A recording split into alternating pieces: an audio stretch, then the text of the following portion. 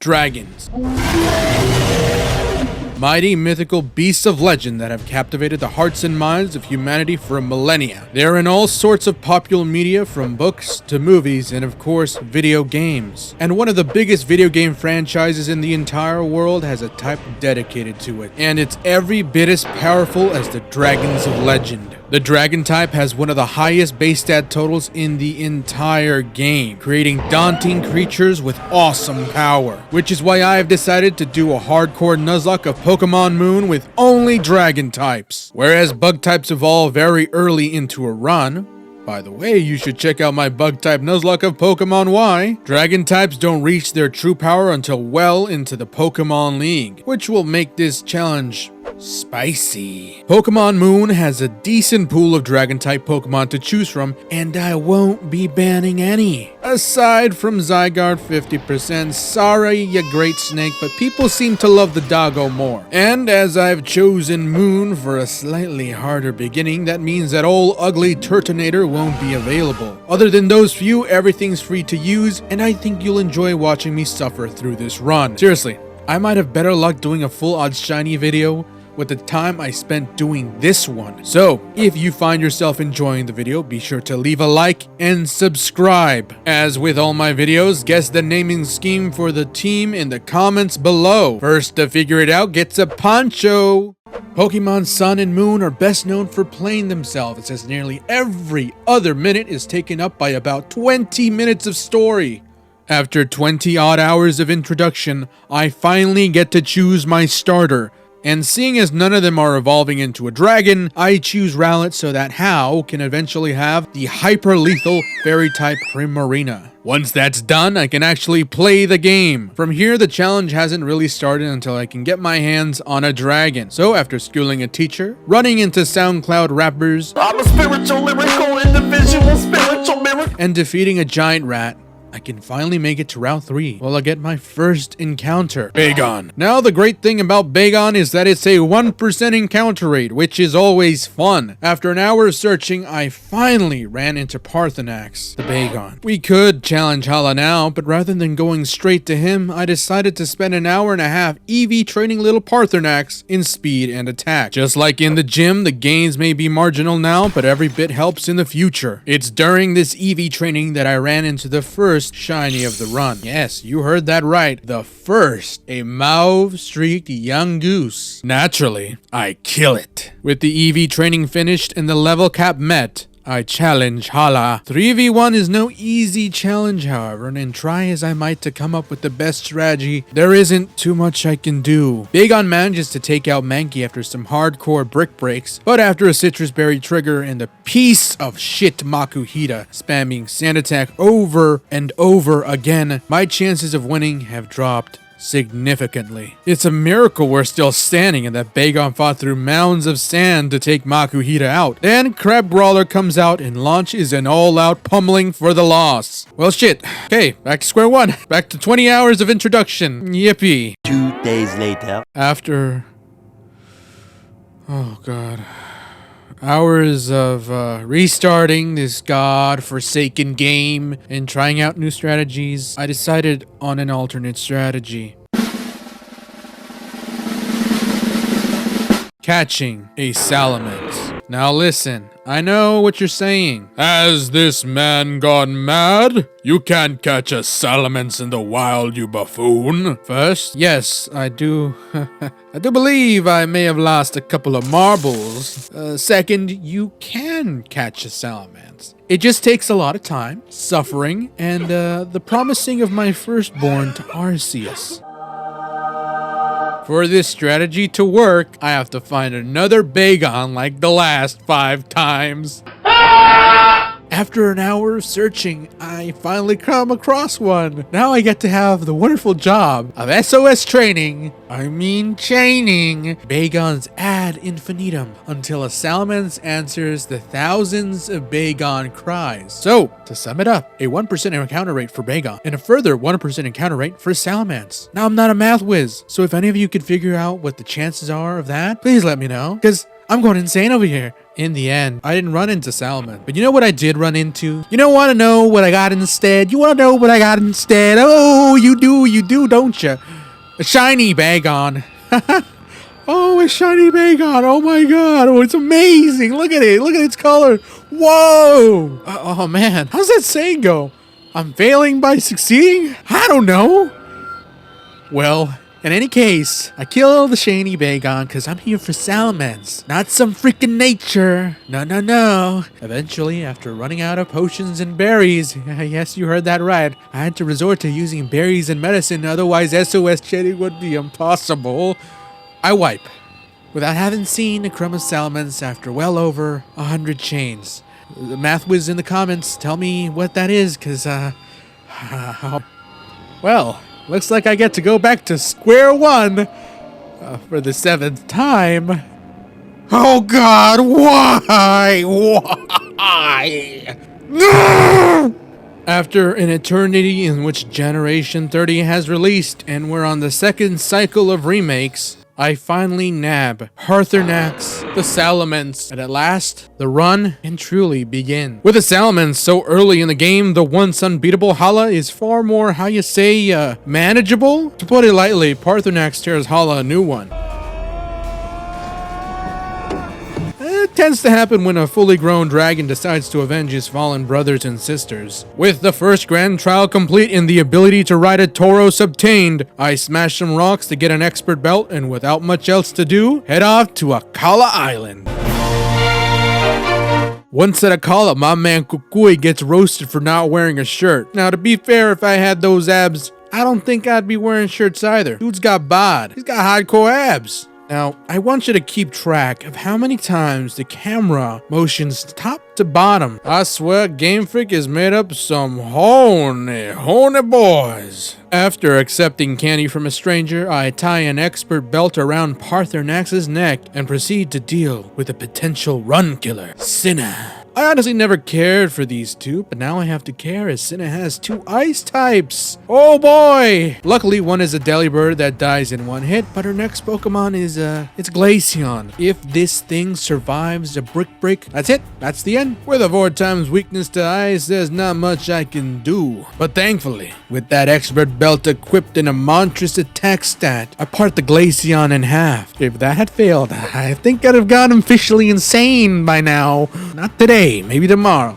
As a reward, I'm given the Zygarde box, which allows me to collect Zygarde cells, an extremely annoying collectible that thankfully I only need 10 of. So I collect the 10 I need and forget about it, cause it won't see use for a long time. On the road to the 2nd trial, I dodged quite a few trainers because the thought of losing this run due to overleveling would drive me insane for sure. After dealing with Emo Boy who, hey Gladian, dude, November's long gone. You don't have to be twitching like that, my man. Just go behind the tree or something. I meet Lana, deal with some itty bitty fishes, and then I'm confronted by the behemoth known as Totem Wishy-Washy. Now the strategy is simple. Paralyze the great big fish. The first dragon breath does the trick on the first turn as the fat fish calls for aid. Water guns do little despite being boosted by the rain thanks to Par's resistance to water. From here, a rain of brick breaks pummel Totem Wishy-Washy over the head again and again until the school runs away and the baby fish that remains gets gutted, followed by the little fellow it called. With the 2nd trial complete, it's back to Melemele Island where, thanks to Surf now being available, I can finally get another encounter. Using the island scan alerts me to the presence of Horsey, which can be found on Wednesdays. And away I go until I come across Voslarum the Horsey. With Voslarum now on the team, I prepare for the next trial, grabbing the TM for Rain Dance and heading to the next area. Oh boy, I can't wait to see what marvelous cave design Game Freak created for this unique volcano biome.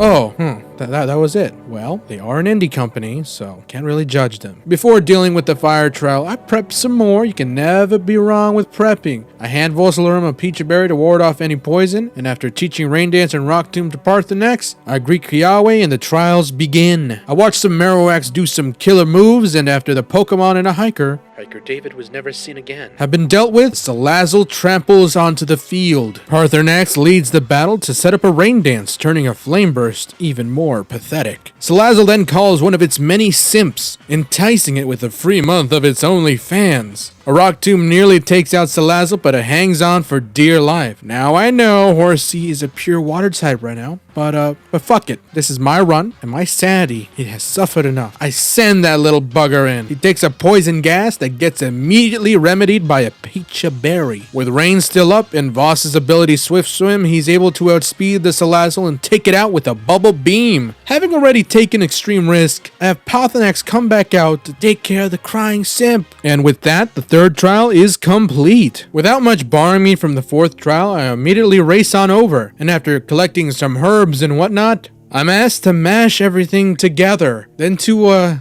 crush it, then to grind it? Are you sure? What the hell?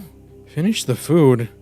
Unique aroma. I might be looking into this too much. My mind has splintered. That's an innuendo, right? I'm not good at these things. Is that an innuendo? Is that one of those sex things? Please let me know. After doing that, a Lurantis attacks. The best way to deal with this grass mantis is by lobbing some huge boulders at it and taking out whichever poor birdie is dumb enough to answer its call. Eventually, after it has run out of synthesis, has been paralyzed by dragon breath, and has taken over 100 bricks to the head, it goes down. With the fourth trial complete, I could grab myself a Goomy, but decide to save that encounter for later, as I don't think its stats warrant the hassle of finding it at the moment.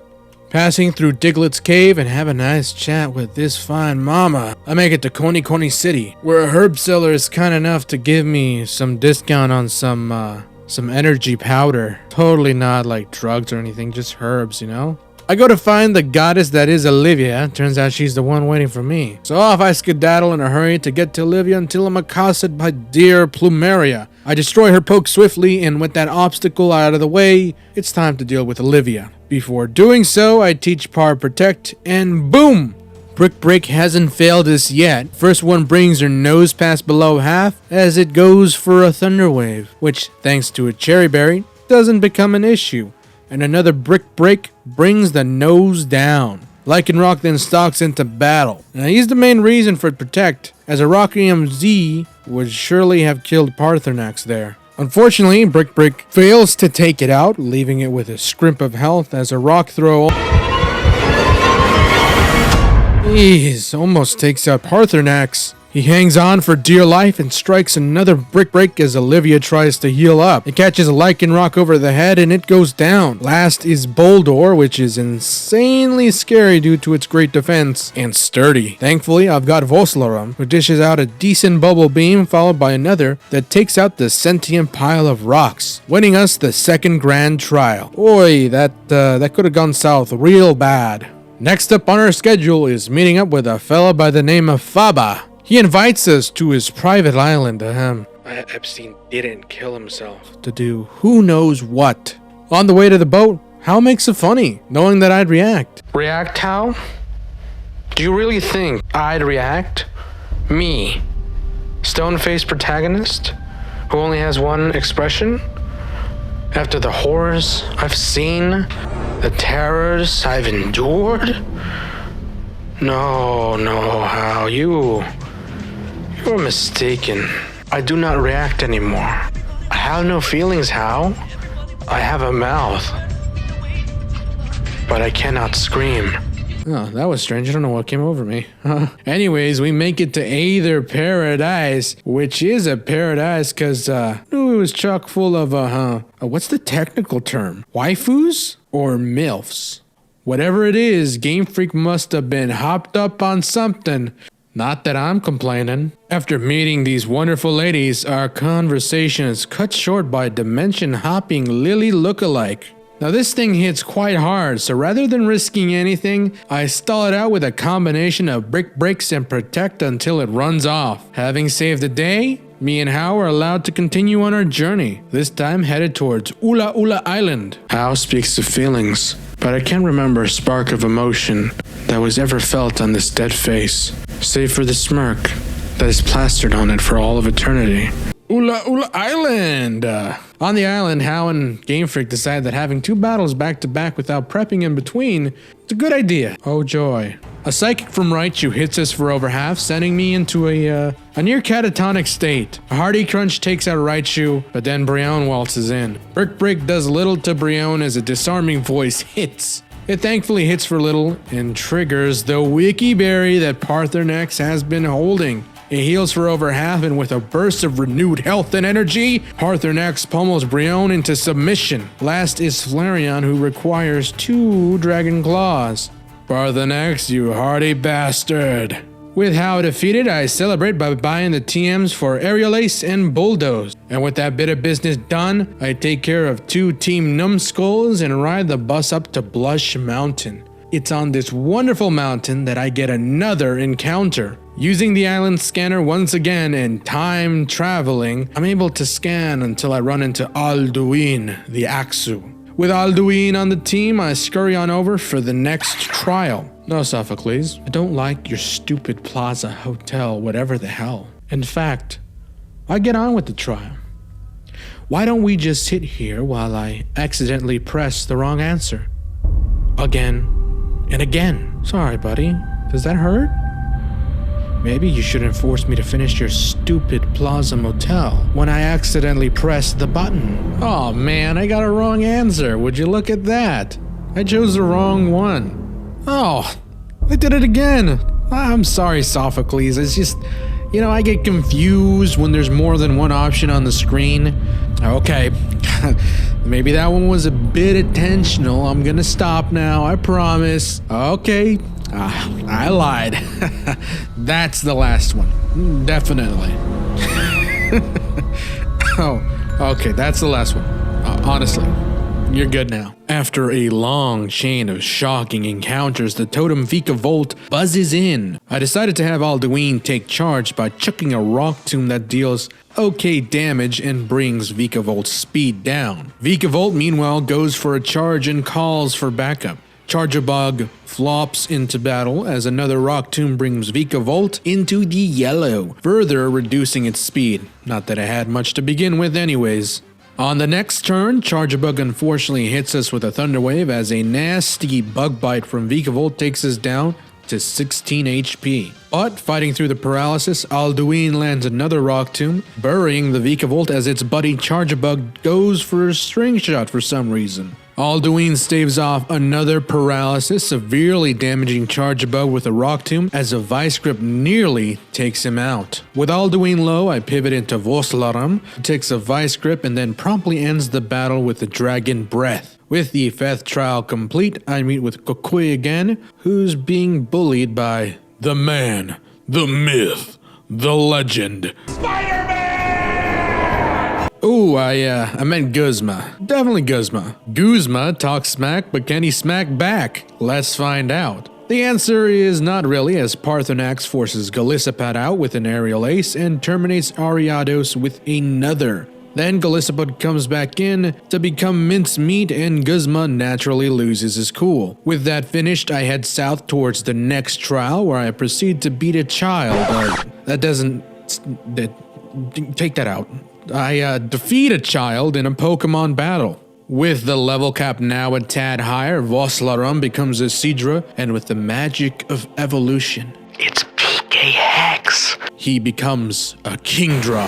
About time. Now, as with any trial, a little prep beforehand goes a long way, so I teach Salaman's Shadow Claw, which ensures that the battle doesn't go completely south. At least, that's the plan. Now, Mimikyu is frightening, not only because it's a ghost type, but mainly because it's part fairy type, which is the most frightening half. The real kicker though is its ability Disguise, which will allow Mimikyu to take one hit without taking damage. And to add even more insult, Game Freak decided it best to equip a Lumberry to Mimikyu, so that you can't poison or paralyze it without suffering greatly. Which is why Intimidate is vital in lowering Mimikyu's already great strength from the start.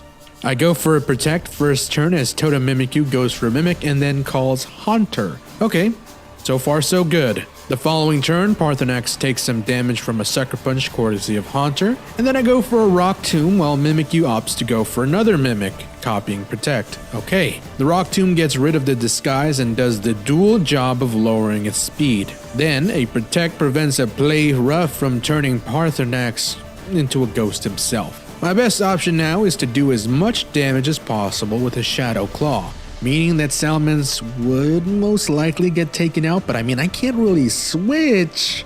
But Parthenax, being a total unit, goes above and beyond, rendering Mimikyu into ectoplasm with a single critical hit Shadow Claw. Hell yeah! Then there's Haunter, and he gets taken out by a single Shadow Claw. I mean, come on. Outside, I meet with Acerola, who gives me the Ghostinium or whatever it's called. And with the 6th trial complete, I hurry on over to this woman who is kind enough to open the gate for me. It's here in Haina Desert that I grab my next encounter, Odaving the Trapinch. It's a shame that I didn't run into a Gabite, but oh well, we take what we get. Unfortunately, the next 10 hours of story comes along where I defeat Plumeria and must get the aid from an old friend so that I may save a kidnapped Pokemon from Team Skull. Thankfully, it's on this long stretch that I'm able to get my next encounter. With 10 Zygarde cells in my Zygarde cube, I'm able to combine them to make a cute doggo, Murmilnir the Zygarde. Did a survey a while back asking you wonderful viewers which percent form you'd like to see, and the doggo won out. Thanks to everybody who voted. Now, with this wonderful doggo on the team, we can proceed to the next route, where after an hour of searching, I find myself Ula'Ula the Gumi. The team's filled up really nicely now compared to an island ago. Now, Parthenax isn't such a lonely lad. With a full team of dragons, we make short work of Numbskulls, and Trapinch evolves during one of the fights. And after getting the password man, we get to confront Guzma in his crib. Odaving takes flight in this battle and goes for Protect. Golisopod's first impression isn't a good one, and a follow-up Rock Tomb hurts Golisopod a little. Unfortunately, it sets up Swordsdance, which is definitely scary. So from here I switch into Parthenax, who takes a brutal Razor Shell. Since we outspeed, I hit a Rock Tomb that triggers its emergency exit, shuttling in poor Ariados.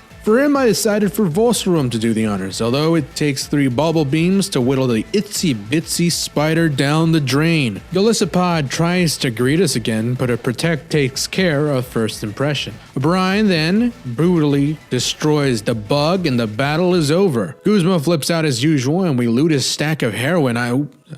That's Beginnium Z, not heroin. Having saved Yungoos, we greet Nanu, the best kahuna and character of the entire game. We then make it back to Aether House, where Hal failed to stop Lily from being taken away. Naturally, Gladion, upon hearing this, flips out and challenges me to a battle. Hold the fuck, wait. Your sister just got basically kidnapped, and you want to battle me? Where are your priorities? I defeat Gladion with ease, and now that the level cap is a little bit higher, that means that our dear little Axu can finally become a fracture. From here, I make my way to the docks to mount a rescue mission. There I run into Nanu, who wants to test my mettle. Odaving takes to the skies, protecting against a fake out and using 2 earthquakes to take out Sableye, who managed to land a pretty strong Shadow Ball. From here, Murmilnir the dog blitzes into battle, taking a crunch which triggers his Citrus Berry. A Brick Break then breaks Krokorok in one hit, and last is a Lowland Persian, whose fur coat ability makes physical attacks nigh useless. Thus, I pivot into Volsarung, who gets tickled by a fake out. I protect, anticipating a Black Hole Eclipse, and sure enough, Persian goes for it. The Protect lessens the damage, and a Citrus Berry heals us up a little bit. As I go for a Bubble Beam to deal some damage,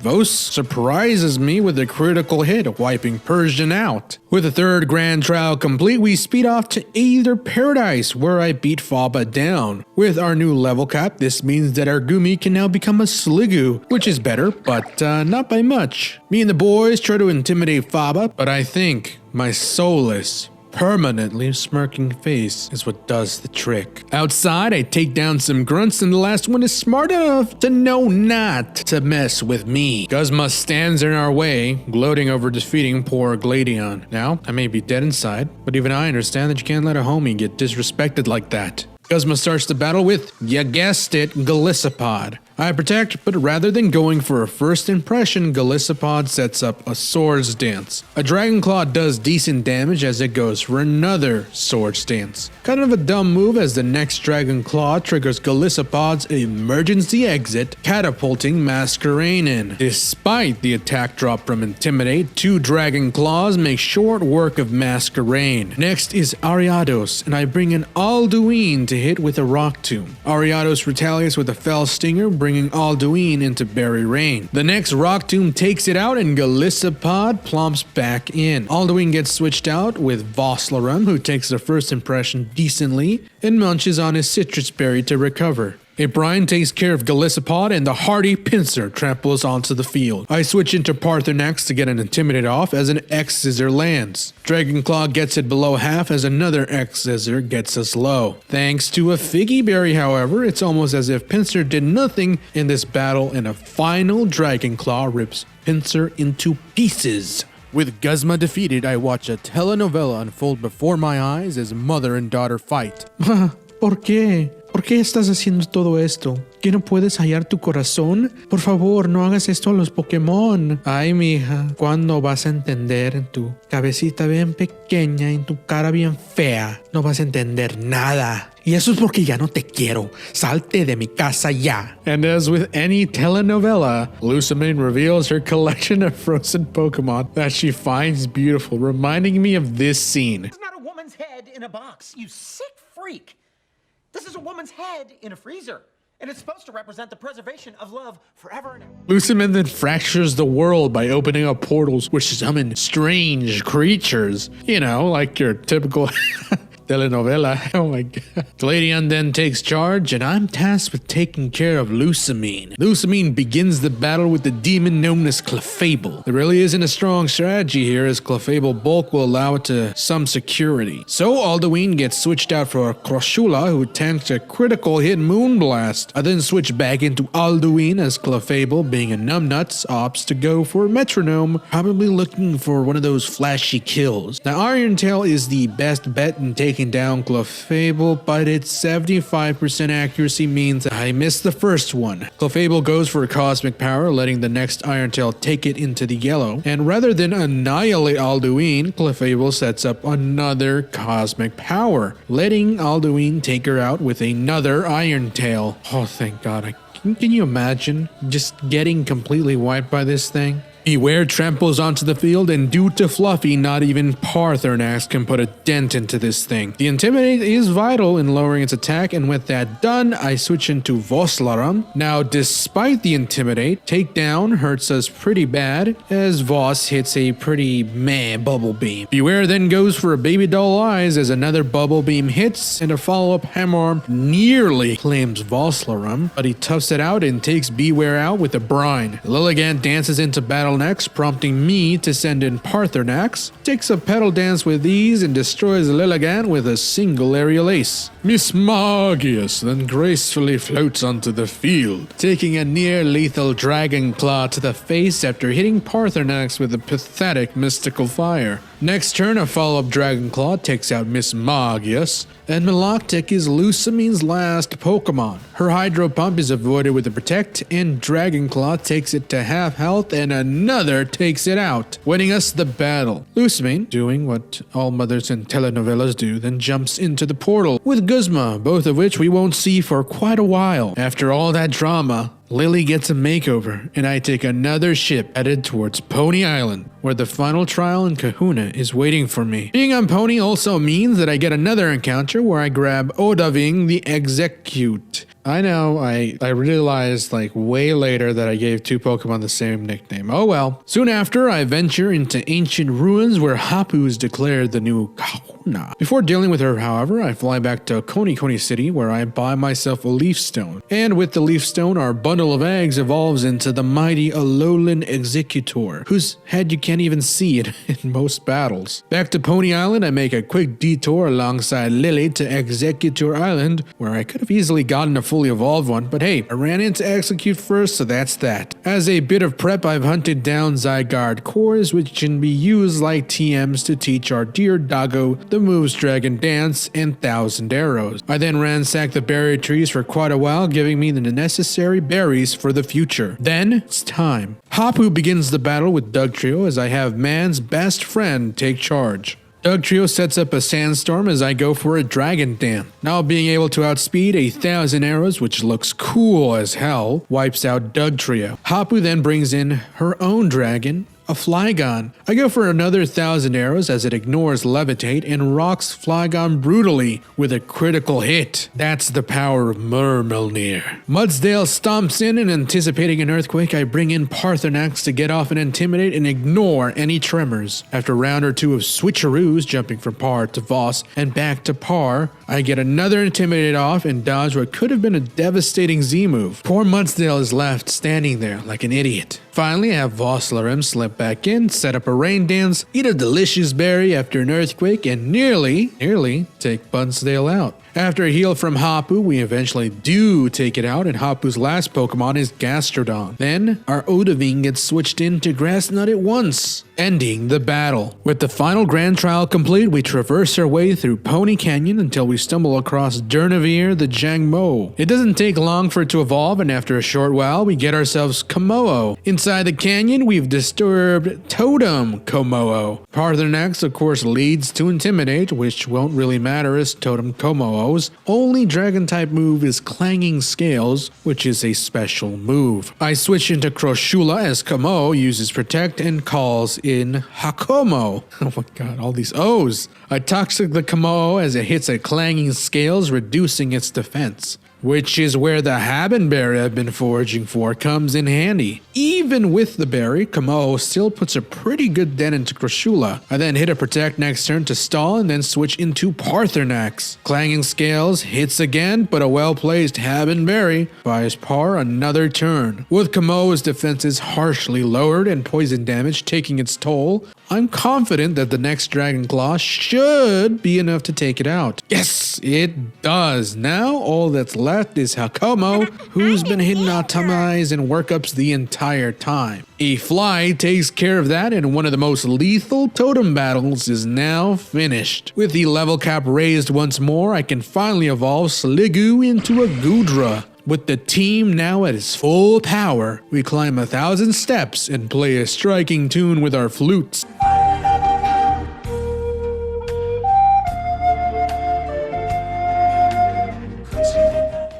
Doing so summons a portal into Ultra Space, which we promptly jump into. Once inside this other dimension, we come across Guzma, who was kinda chillin', but in reality had a traumatic psychological experience as a result of a trans-dimensional being which can poison one's mind and lead them to ruin. You know, usual Pokemon stuff. Eventually, we find Lusamine, who's decided to become one with the Lily lookalikes, transforming herself into Ultra Beast Lusamine. It's this ultra-powered being that then challenges us to a battle. I prepped quite a bit before this battle, getting any TMs I needed and berries because I was pretty worried about it. Armed with a focus sash wrapped around his tail, Durnavir leads the charge with a poison jab, taking Lusamine's Clefable as it goes for a cosmic power. Well, without missing a beat, Durnavir unleashes another volley of quick poison jabs, taking down the Fat Fairy. Beware stomps into battle, forcing me to switch into Parthenax for the Intimidate as it uses a hammer arm on the switch. Having done his job, Parthenax gets switched out to bring in Mighty Odovine. Beware strangely goes for a Pain Split, which actually lowers its health by a fraction. A Psychic then deals some devastating damage as Beware goes for another Pain Split. A final Psychic lobotomizes Beware, bringing the behemoth crashing. The gracefully dangerous Miss Magius follows, meaning I'd have to switch once again. Vosslarem swims out onto the field, taking a power gem to the face. Miss Magius strangely goes for a Pain Split, bringing its own health down right before a Scald hurts it severely. And then it goes for Pain Split again, and I get to set up a Rain Dance and hit it with a Scald as it wastes another turn using Pain Split. What's the obsession with Pain Split? Oh my god. This is so lore accurate, but why? Lilligant waltzes in, prompting me to to switch right into sap-sipping Crushula, who eats the Leaf Storm. A teeter dance unfortunately lands, confusing Crushula, but she fights it off and lands a sludge wave that almost buries Lilligant. Not wanting to play the confusion game, I go into Parthenax, who ducks his head, avoiding a Leech Seed. He then sets up a Sunny Dance, and I go right back into Crushula, who sips up another Leaf Storm. Then, a final sludge wave does the trick, dissolving Lilligant and forcing Milotic to flop out. I pivot one last time into Odaving, who brushes off Milotic's Hydro Pump, and with Sunny Day up, Solar Beam charges in one turn and slices Milotic into sushi. Now that is the power of dragons. Hell yeah, baby! Having defeated Ultra Beast Lucamine, we make a jump back into our own world, where Lily shares a heartfelt moment with the newly transformed Cosmo, and she wants me to take Lunala. So I do. Great adventures await you in the PC. See ya, don't wanna be ya. And finally, after 30 years, the story lets me take the reins again. All that remains is Victory Road and the League, and Gladion. Skipping this one, folks. Now, this Victory Road is highly difficult. It's one of the most complex and intricately crafted. Oh, that's it, we're done. Wow, there really isn't much story after this, is there? It feels kind of empty. And there's how. Now here's the plan. Lead with Parthenax to bait a Thunderbolt from Raichu and switch right into Murmilnir. As predicted, Hao falls forward and Murmilnir comes in to shoot 1,000 arrows. Of course, then Hao sends in Primarina. 1,000 arrows takes a great chunk out of Primarina as it goes for a Moonblast. But worry not, dear viewer, as a well-placed Rosalie Berry turns what would have been a lethal blow into a not-so-lethal strike. Primarina then gets ratioed by the good boy, and the next mon that Hao sends in is Komala. For this, there is no other option than Durnavir, who Falcon punches Komala into the atmosphere. Flareon is last, and Durnavir could care less, landing a poison jab that poisons Flareon. Another strike takes it down, and Hao has finally been taken care of. Of course, being a sore loser, he can't help but taunt me one last time by giving me some max revives. Thanks, dude. At the entrance to the newly built league, we meet Kukui and finally get on with it. No, not that way. You know, I go into the league. I'm not doing anything with him. He's my cousin. I decided to go with Olivia first, as there's one cool dude built to dismantle her completely. Durnavir. Her Relencath can only watch as Dern sets up 2 dragon dances, ensuring a sweep as a pitiful Hydro Pump lands. A Brick Break parts Relencath into 2, and Carbink floats forward, following Relencath, trying desperately to set up screens. 2 Brick Breaks ensure that doesn't happen, turning Carbink into a pile of rubble. Probopass, the big nose, picks its way in, and I mean, are we surprised that 2 Brick Breaks destroy it, and the Lycanroc that follows it? Last is Alolan Golem, which is the only mon worth a fight, managing to survive a Brick Break and stall a little, until it too eventually becomes a pile of rocks. Sorry, Olivia, this is strictly business. Next up is Kahili, who put up way more of a fight than I expected. This time around, Crushula is at the front, setting up a rain dance as Skarmory sets up spikes. Thunders start crashing down onto the metal bird, bringing it to 1 HP due to Sturdy, as Kahili desperately tries to heal it up. A while later, paralyzed and with only 1 HP, Skarmory accepts his fate, getting stricken down by an ice beam. Mandibuzz picks its way down, taking a great chunk out of Crushula with a Brave Bird and surviving a Thunder. Does get paralyzed, however. With the rain gone, an ice beam claims another bird. Toucannon barrels its way into battle, forcing me to go into Parthenax to get an Intimidate off. Even with an Intimidate, look at that damage. A Dragonclaw hurts Toucannon and a follow-up takes it down. Unfortunately, Parthenax gets burned as a result of Beak Blast's secondary effect. Oricorio the Annoying flamencos its way onto the field, prompting me to switch into Crushula. After taking a couple of air slashes, eating a berry, and fighting through confusion, Crushula lands a Thunder, frying Oricorio in an instant. Crobat is last and it suffers the same fate, with the goat that is Crushula surviving a Poison Fang to deliver some more thunder. And with that, 2 elites are defeated. Acerola by comparison is far more easier to deal with. Parthenax begins the battle. I mean, are we surprised at this point? This man can lead anything. Seriously, Salamence could be the leading man in an action movie, and I wouldn't question it. He protects against the fake out from Sableye, and we hurt it badly with a crunch. From here, I switch into Myrmilnir, the good boy who sets up a dragon dance and takes out Sableye with its own crunch. Frostlass wanders in, and knowing that this thing has a priority ice move in the form of Ice Shard, I'm forced to pivot into Voslaro. He takes it well and sidesteps a Blizzard, striking Frostlass with a flash cannon. This ephemeral mistress shakes the hit off and gets healed twice as flash cannons repeatedly go off in its face. Frostlass tries one more time to summon a Blizzard, but Voslaro dodges out with style and melts her with a Scald. Delmise drops in, taking a Dragon Pulse and making me switch Voslaro out for Crushula. She happily suckles on an energy ball and then ice beams Delmise into the void. Palosan rises from the earth, striking us